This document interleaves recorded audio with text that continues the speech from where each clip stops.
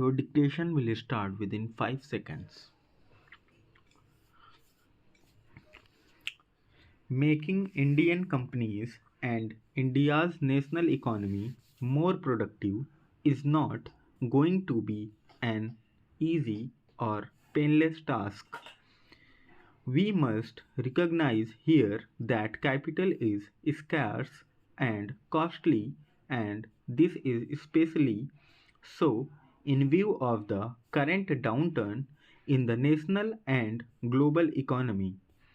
Market conditions have become highly volatile, although we in India can say with some satisfaction that our economy has remained relatively immune to the crisis that has engulfed several countries in Southeast Asia and elsewhere.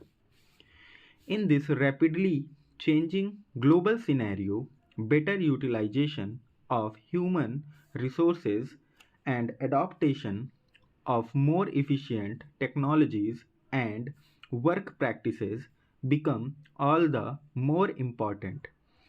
This places major responsibilities on all of us, on policymakers in the government, management, trade unions, R&D, institutions, media, and of course each and every worker. In this context, the first thought I would like to put before my countrymen is that productivity enhancement must be given the priority in all sectors of economy. The appeal I would like to make to every worker and every organization is work faster, work better, work for the nation. Concretely, this would mean that individuals as well as organizations must pay greater attention to cutting costs and boosting the equality of their products and services. Both individuals and organizations must give priority to better management of available assets before drawing up plans for new investment. They must think of ways to save energy and materials in every economic activity. Studies have shown that with technologies and work practices, Indian industry can save up to 30% of the energy which it now consumes and 15 to 20% of the materials which it now uses. The greatest scope for saving, however, is in time, which is also the most precious of all the economic resources. If a certain work can be completed in half the time that it otherwise takes, it not only satisfies the consumer but to that extent also doubles the rate of growth of the organization. I believe that there is a vast scope for both speeding and improving the work in every office or productive establishment in the country, especially in the government. I have a specific proposal to translate this potential into reality, which I would like to place before the nation.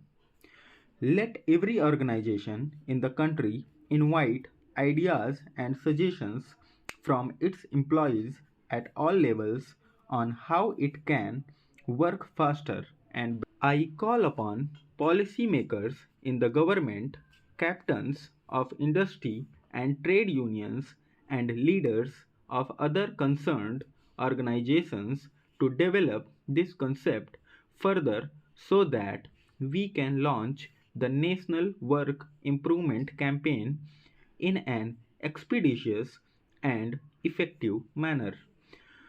The cornerstone of the National Work Improvement Campaign will have to be an emphasis on teamwork. Excellence in work is rarely the result of individual excellence. Rather, it is the cumulative outcome of the proper management of team talent.